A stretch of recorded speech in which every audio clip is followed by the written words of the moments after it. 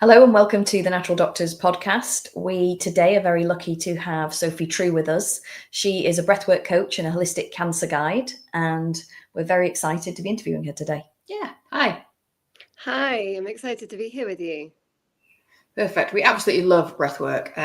It's kind of getting to be a little bit of a movement at the moment. I think because the world is now realizing, how stressed we are, how overwhelmed our systems get, and breathwork is becoming, I think, very popular because you get such great results and you get them quite quickly. And it's really good for people to follow because a lot of people say I can't meditate, but actually having the focus of breath can be really nice. That's actually the reason I love it. I mean, I'm a very seasoned meditator, but sometimes, especially when your mind is very crowded, it can be difficult for someone to give you a lot of silence. I've always liked guided meditations for that same reason. When you're very overwhelmed in the moment, actually someone talking you through something, it just has that really nice change to it. Yeah, totally. What's your kind of your kind of go-to? So you've done breathwork for a very long time. What would be your kind of your go-to practice? That is a very broad question because it really depends, A, on the time of day, B, on the outcome that I want to get. So breathwork has really spread in recent years. And I think because of COVID and that kind of lockdown period and everyone having a bit of time at home. So it kind of went from yoga to having that as a focus. But really, really key is kind of acknowledging the roots of this has been across centuries, across cultures for thousands of years.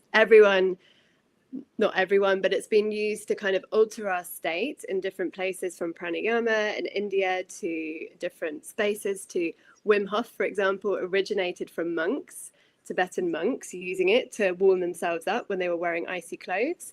So first of all, it's kind of that it's become more mainstream, but really acknowledging for me that this has been around since humans have been around. We've noticed that actually we can alter the way that we think and feel through our breathing. So that's really powerful. For me, my go-to, so it's kind of like a Swiss Army knife. So for different ways of breathing, we get different outcomes. If you want to get more energy, you're going to really focus on the inhale and the speed of the breath. If you want to down regulate and create some calm, like we said, life is stressful, understatement. Everyone is spinning many different plates. So to do that, you want to really focus on your exhale, down regulated exhale, really slowing that down. When you inhale, your heart rate speeds up. So you're going to feel more energized. When you exhale, your heart rate slows down. So what I tend to do before kind of around the evening or just as a day reset in the day is really focus on a typical one that some people might know is the 4-7-8 breath. So you're going to inhale for the count of 4, hold for the count of 7, and exhale really slowly for the count of 8. That feels a bit too much because most of us shallow breathe. And before noticing your breathing, a lot of us have a dysfunctional breath. And that's because of all of the experiences that we go through. When we go through something stressful, traumatic, whatever we go through in our younger years, the first thing we tend to edit is the way that we breathe.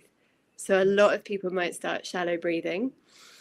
As a demonstration, for every emotion that we feel, we have a different breathing pattern. So let's say I'm anxious. If you ever see people, I lived in London for quite a few years, and you watch people on the tube and you watch their breathing, or at least I do, which is a bit weird, and they'll be like this. And so we're shallow breathing. If we're in grief, we tend to go like this. And so when we don't want to feel, we're going to hold our breath or disconnect from our bodies through our breathing. So that's really powerful. So when you start breathing, you might notice actually 4-7-8 might feel like quite a lot. So it's really good just to adapt it. Try breathing in for 4, hold for 4, exhale for 6. But for me, my go-to as well is a coherent breath where you're going to breathe in for 5 and out for 5. And that's really good for creating this kind of regulation in your body. So inhale for 5 through your nose, exhale for 5 through your mouth. And what's really nice to find that kind of functional breath and to notice practicing breathing deeper. Your breath, it's like going to the gym. If we practice those deeper breaths, like the muscle, your diaphragm, which is around your kind of second and third lower rib cage, we could all put our hands there. When you inhale for 5, you want to feel your hands parting out. A lot of people, you say, take a breath in, and there's something to say as well. A lot of people say, take a deep breath in. If you, and I know functionally, Zandra, you're like looking at the functional aspects of breathing. If you're someone who's dysregulated and you take a deep breath in, you're going to go like this, and it's going to trigger more stress. So I always say, take a slow and low breath in. We want to focus on actually coming back into that functional breath where you're going to breathe with your diaphragm, lower belly. Most people are only using a third of their lung capacity. So you're breathing around 24,000 times a day. And then you're using a third. Exactly. And then you're using a third of your lung capacity. Recently, a few people say, oh yeah, I breathe every day, so what's the big deal? Well, if you're only using a third of that capacity, your exhale, we release a lot of toxins on the exhale, right? Mm-hmm. Inhale, we're going to be taking in the majority. So much of our energy comes from our breathing. And if we're not using that functionally, we are really limiting that amazing resource that we do have. So, yeah. I think that's really fascinating that each emotion has a different breathing pattern as well. I think that's really interesting. And is it better to belly breathe then? Is that where we should be aiming to breathe all the time? Or is it just whilst we're conscious of it? If we breathe with that diaphragm muscle, so around like the lower rib cage, second and third lower ribs, and have our hands on our lower rib cage, if we breathe that way, we're going to breathe with our belly breath. What I do with people in sessions is we're really looking for a full torso breath. So not just belly, it's more belly and upper chest coming up together. If you say to people, take a breath in, put one hand on your belly, left hand on your upper chest, and they took a breath in, a lot of people, only the upper chest will come up or only the belly. When we breathe with our diaphragm, which is our breathing muscle, but so many people don't use it, what happens is, and I can guide you with a tool that will help people use it, but what happens is we will strengthen our immune system. In turn, our lymphatic system is going to be supported by that diaphragmatic breath, but also it activates the vagus nerve. So there is no system or function in our bodies that isn't impacted by the way that we breathe. And that's really powerful. But what we want to aim for, anyone listening who's got dogs, cats, a baby, if you ever watch a baby breathe, they have this really full torso breath. That's why they're really calming to hold. You know, it's quite soothing, like, oh, it's quite relaxing. They have not started to have a dysfunctional breath because they've kind of come in with this pure innocence and they haven't started to have a stress breath. So actually, I can see someone's emotional state by the way that they breathe. Just like you can see it posturally, like when someone's protecting themselves, shoulders are up, we see it through the breath as well. Yeah. It's an interesting way around looking at it. So I treat quite a lot of kind of younger children and kind of early teens now. And all of it's for the same reason. It's all because their parents are worried because their posture is normally somewhere over here and it's terrible. And actually one of the first things I look at is their breathing.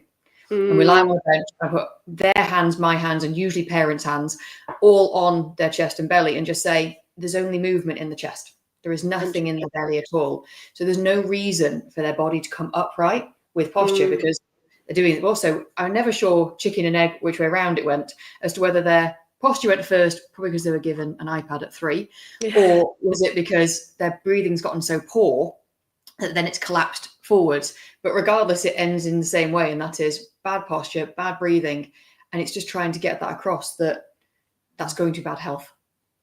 Totally. And actually, a lot of people will go and address their posture, but they won't look at their breathing. So it's great that you do that because that will really impact.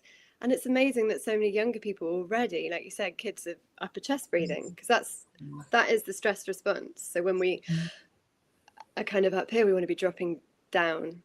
And again, an egg, the blood vessels in your brain send a signal in your belly, send a signal to your brain that they're not getting oxygen. And that actually makes you more stressed. So it's kind of, like you said, which one comes first as well. I'm very tempted to believe it. I don't know. I think we have an inactivity pandemic. I really do, especially in kids. I mean, it's just easier to get, especially we're coming at the end of summer holidays.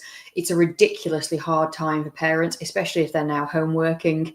They have to be quiet. There's quite a few corporations out there that don't like the noise of kids behind them working. So the answer is to give them an iPad. It's just the answer, or put them in front of the TV, not go and play outside. And it's been very much becoming that way around. And it must be affecting breathwork as well, I would have thought, is that our general fitness level is definitely, I think, declining. Totally. Yeah. It's all connected, but it's really hard, isn't it? As a parent, it's such a, you're juggling and doing so many things, and our capacity is kind of lowered. So it's hard to find the balance. How do you do it, Jess? Mirroring the parents as well. Yeah. We learn off our parents. They're Yeah. stressed, so they're chest breathing, and therefore the kids learn it off them too. Yeah. Well, Jess, I've always you're a got a parent. Is there iPads in your house, or? There are iPads in my house. They are limited. They are limited, and they are on stands. Yeah. But yeah, unfortunately, I think as a parent, particularly in summer holidays, especially when they're 9 odd weeks long, in my case, they you do end up on screen time, and they do a lot of their homework on iPads and on the computer, so it's a tricky thing. They're kind of forcing it. I'm never sure if it's the right answer, but I always tell parents, your quickest win for things like this is to take the kids swimming. Because I always think that swimming is such an easy way of starting to change their breath work. And like, if you've only got a couple of hours in a week, the longer you can keep those kids in a pool, the more likely you're going to get kind of, it's like more bang for your buck, isn't it? 2 hours of swimming time. It's just a fast way of getting their breathing a bit better. Totally. And actually going underwater and being able to hold your breath a little bit as well and practicing that. Yeah. Which is what we do with your kids, isn't it? I think, it's amazing how many games we now have that are related to get the shark off the bottom of the pool and how far can I throw it? And you give it to me and I'm like, I'm a good throw. Let's see how far we can get this. And Jack, with probably Jack's day, we're not sure he actually is breathing. To pull him up by a foot and go, can give you a minute there. It's good for them. It's good for them. How about breathing through your nose or breathing through your mouth? Does that make a difference? So we'll dive into this. I actually used to be a swimmer, which was really, really key. And I didn't breathe properly in the sense of what I now know functionally. So actually, when I was younger, I was a competitive swimmer. And now that I realize, so I was doing a lot of mouth breathing generally, and this will change the structure of our face. So a lot of people got really into the book Breathe by James Nestor. That was kind of like a big breathwork book that really kind of transformed people's attention, I think, on the importance of the way that they breathe. Day to day, we want to breathe in and out through the nose. There are so many health benefits to this. And it's going to calm your mind. So in a busy world with a lot of stimulus, in and out through the nose. In my sessions, I do a variety. So your nose as a filter will calm the mind. Sometimes when we're doing breath work, I will get people to breathe in through the nose, out through the mouth, or in and out through the mouth occasionally if they need a little bit more activation. So this is going to really depend on their nervous system. If someone's in kind of like a freeze state, so we know the different states, kind of fight, flight, freeze, fawn, the different levels that we go to, sometimes breathing in and out of the mouth.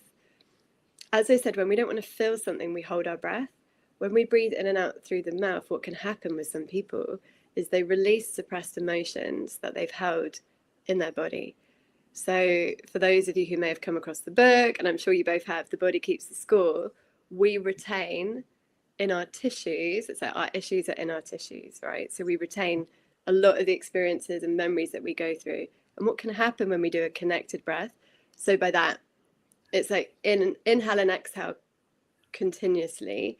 What can happen, and this is a different type of breath work to like down regulating or oxygen increasing, is we can release what's stored on a cellular level. So it's quite deep practice. So day to day for everybody, in through the nose, out through the nose if you can. A lot of people talk about mouth taping. I'm a prime example. What's really tricky, being a breath worker, but also, so day to day I practice because I'm aware of it, breathing in through my nose. At night, I will naturally, because I've done it for years and I need to train it, breathe through my mouth. So I'm doing breath taping, mouth taping and stuff like that. Me too. It's really hard because naturally, if we're used to that, it's so much easier sometimes to get a full breath in through the mouth. But it changes the structure of our jaw.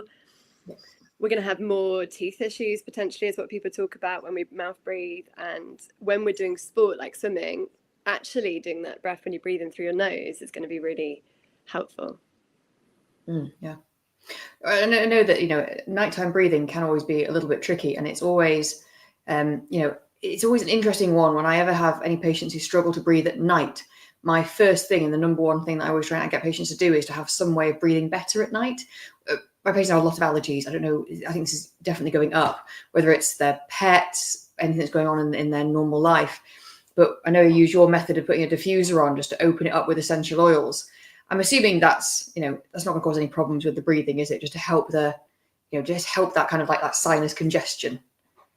No, and also people put the nose strips on, don't they, to try and widen it a little bit. Yeah. I mean, that works quite well. I think usually when we address all that, they can actually breathe through it. The mouth taping does work. It just takes some getting used to. And some people get quite panicky when they tape their mouth. Yeah. I know, because it can feel like you're kind of suffocating a little bit. Yeah. So tell us a little bit about your journey into breathwork, Sophie. Where did it start? So, all right. So we'll rewind. I got diagnosed with cancer 10 years ago when I was 23. And at that point, up until then, from the age of kind of 11 to 23, I was kind of severely asthmatic. So I was very reliant on having inhalers to do exercise and run and things. And no one had ever asked me, how are you breathing? So I'd go and have a new inhaler or an assessment of kind of just blowing into one of those flow things, but no one ever looked functionally at how I was breathing. And I always found that quite interesting. So we're just medicating without looking at the root cause. And then got the cancer diagnosis, and it was such an eye-opener on so many levels. And I have a very inquisitive, questioning mind, and so I had many questions. And my first question was, what can I do to support myself? And classic response back then, there's nothing you need to do, cancer's a lottery, no reason why you got it. And no one looked. I had lymphoma, so that's very connected to toxicity, and no one asked me anything about my lifestyle. So it's kind of this eye-opening moment, which could have gone one or two ways, where I could have gone, okay, cool, I'm not going to do anything. But my way of approaching things is to dig deep. And there were a number of things that supported my healing. So I had very intensive chemotherapy, which was something called ABVD. And one of the drugs in that causes lung toxicity. So bleomycin, it's known, there's like a medical nickname for it. I think it's not nice. And one of that caused lung toxicity. So on top of the asthma, I had that. And as part of my recovery, like alongside meditation, I really focused for me on the kind of psychosomatic aspects that I realized and learned the importance of managing stress. Also, speaking your truth, kind of being connected to your own needs when it comes to these conditions. And I actually had a really large lump around my throat. So there was a lot around kind of expression and that side. But also breathing came into my orbit alongside meditation. I'm trained as a meditation teacher. But when I came across breathwork, I did energy healing, Reiki. I basically tried everything that I could come across to support my recovery, because I felt it's like all the toxicity of those drugs just strip you of everything. And it was kind of this bald shadow of my former self. I'd look in the mirror and not recognize myself for months. When I came across breathwork, it was like this homecoming of, you just get like full body chills doing something, whatever it is. And this was just a knowing that this was kind of a really, really important thing for me to look at. And since doing breathwork and supporting my gut and looking at other aspects, I don't have asthma. One day I was like, right, I'm going to throw away all my inhalers after being reliant on that for 12 years. But not only that, but there was there are so many physical benefits to this. So on the kind of, not just cancer, like I work with all sorts, but on immune system level, like our nervous system and the relationship between our nervous system and immune system. I noticed it's really easy with everything. You want to do all the doings and what can I control, like diet, exercise, if you're of that mindset. And if we're in a state of survival, which so many of us are, it's not going to be as impactful. So I know a lot of people might think, it's nice to look at my breathing, or nice to have, or meditation, as we said. But actually, that makes everything else we do more effective. And I started to realize those things when I first did my first session, the realization, which was really weird because I'd never thought about it. It was just this really strong sense, and I'm sure a lot of people can resonate, that I'd never felt safe.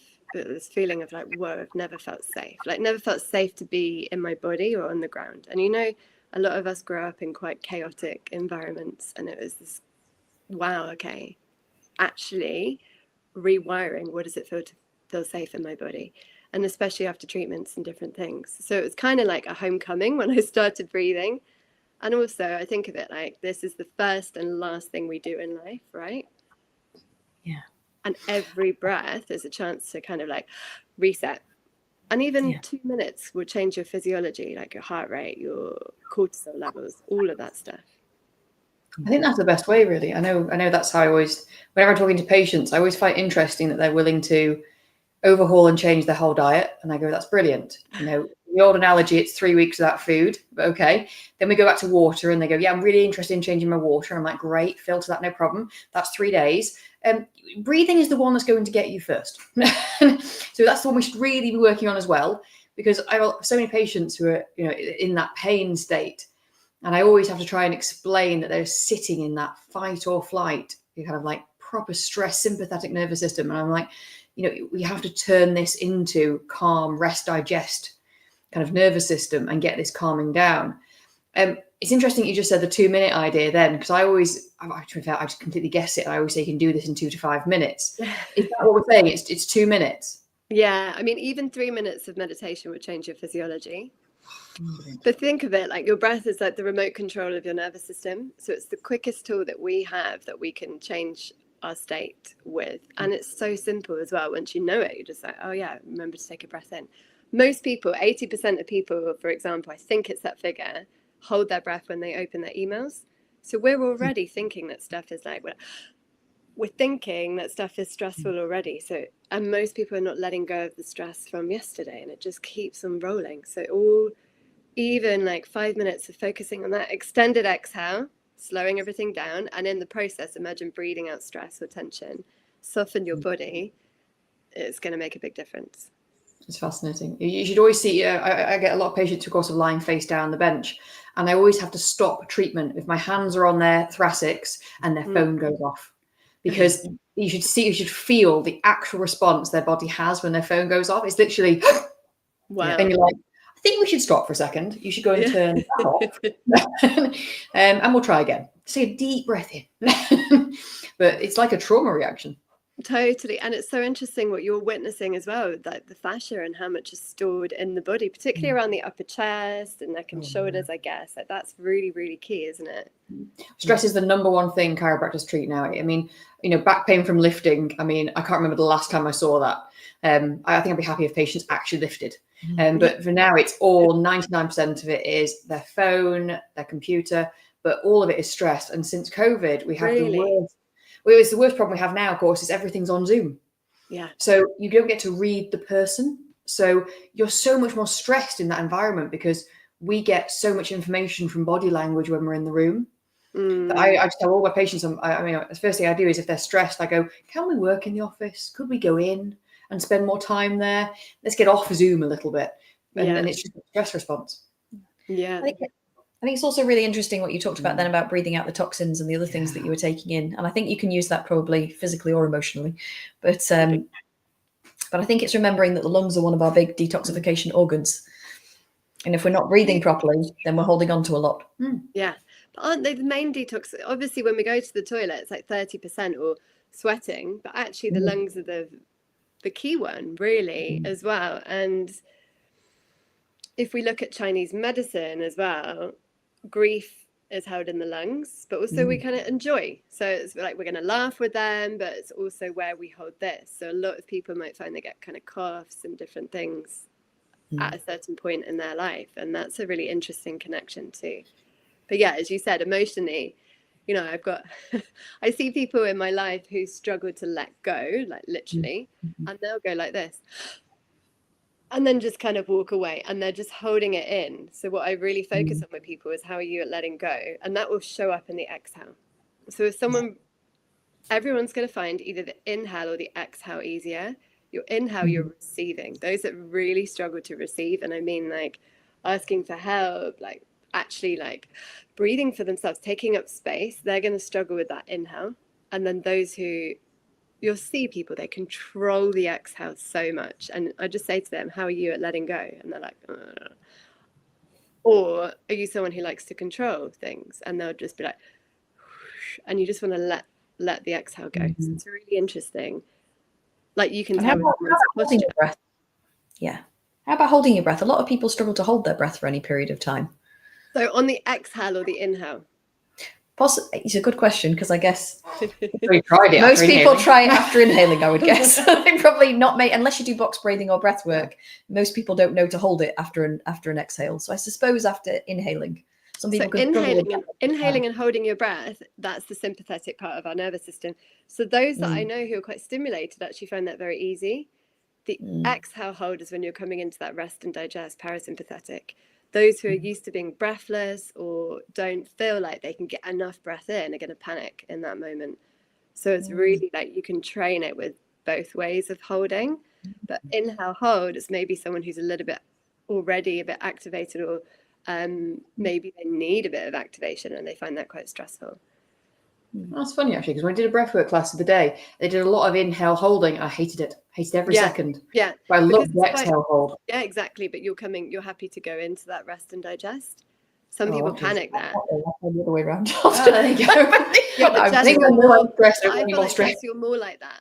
You know, you're more what I imagine. You can easily be very like energized. I love an exhale hold because it's like, it's an opportunity, like your mind clears, your thoughts slow down. Inhale, your thoughts are going to like speed up. You're going to be a bit more like energized. So if you want, if you like that feeling, it's a bit like those who feel different after a coffee. It's going to be, we're all totally unique. And what's beautiful is your breath pattern is as unique as your fingerprint.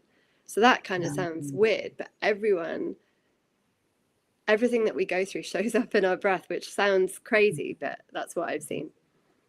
My favorite one is the sigh. I get told off a lot for this at home, but if I'm reading my emails and I'm getting stressed or something, I always do this thing where I take a really deep breath in and just like, just sigh out and go, Perfect. I don't know why I do it. My partner's always like, what's wrong? And I'm like, nothing now. But we'll naturally do that. And animals naturally do it. You know, we'll kind of sigh throughout the day. And that's one of the quickest tools that people talk about, the physiological sigh. But you take 2 inhales, so 2 rapid inhales, and then really slowly sigh out the exhale. And it's a really quick way just to calm your whole system. Oh, yeah. I might add that in then. So just doing one big sigh. And yawning. A lot of people yawning will actually release so much tension. You'll see it like around the jaw, as you probably see. Like a lot of people grind their teeth at night, or they hold tension around the jaw, clenched jaw. So yawning really helps to relax that too and activate the relaxation response. But some people say, I can't yawn on demand. So that's interesting. I find it interesting that if you try and slow down, I think, I don't know, we probably run quite a very fast speed all through the day. If something forces me to slow down a little bit, I instantly start yawning.